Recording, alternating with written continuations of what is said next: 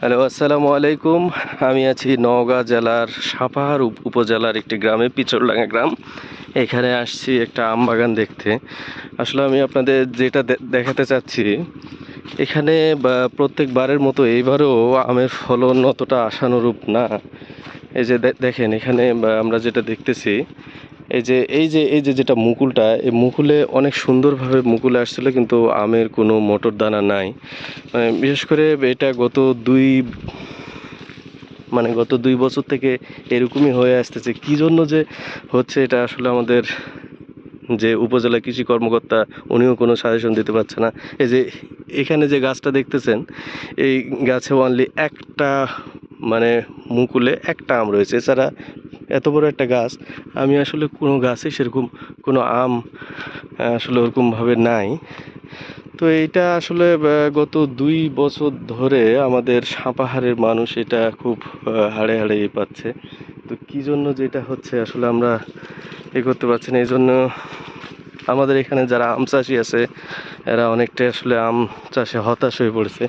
এই যে এখানে আমি একটা আম বাগানে ঢুকলাম, এখানে আপনারা দেখতে পাচ্ছেন এই আম গাছগুলোর বয়স মোটামুটি 10 বছরের অধিক হবে।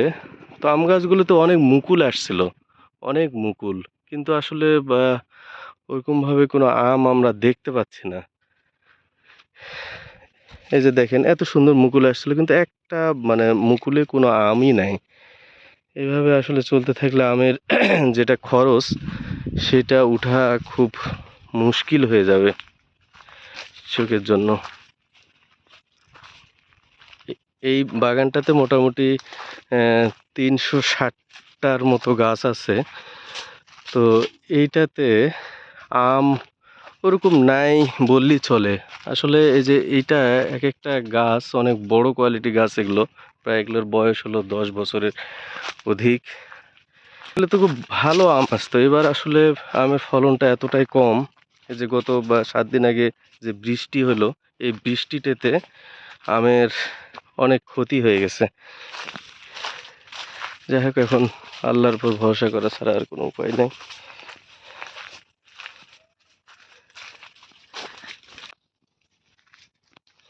আমের মুকুল গত 2 বছর থেকে অনেক সুন্দর আসতেছে, কিন্তু আসলে আম সঠিকভাবে গাছে নেই।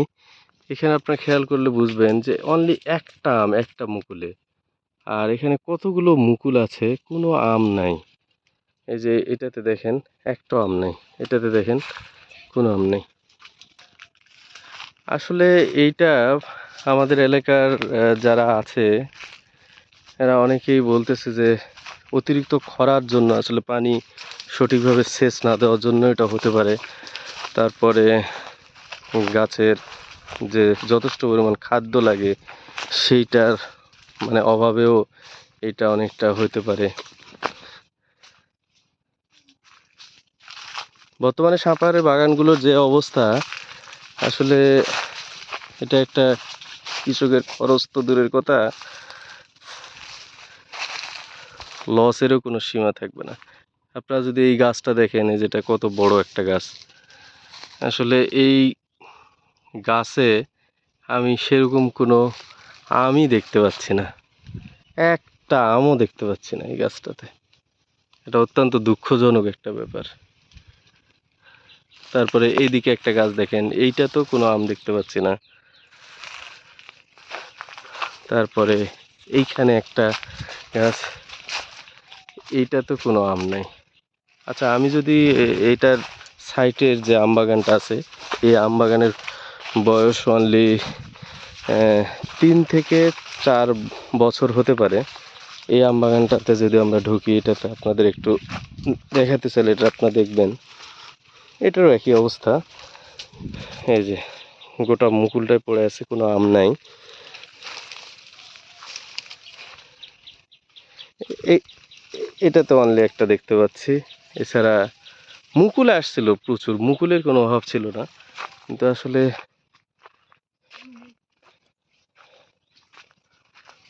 খুব দুঃখজনক ব্যাপার।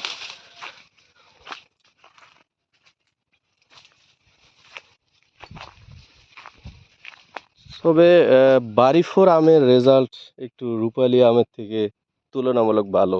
এই যে এই গাছটা দেখতেছেন, এটা একটা বাড়িফোর গাছ। এর বয়স হলো ৩ থেকে ৪ বছর হতে পারে। এই যে এইটাতে মোটামুটি ভালো আছে। প্রত্যেকটা মুকুলে একটা করে আম আছে, যেটাতে আম দেখতে পাচ্ছেন। এই যেটাতে আছে, এটাতে আছে। এতে খুব ভালো একটা রেজাল্ট আছে, কিন্তু বাট রূপালী আমের ফলনটা বর্তমানে খুবই খারাপ।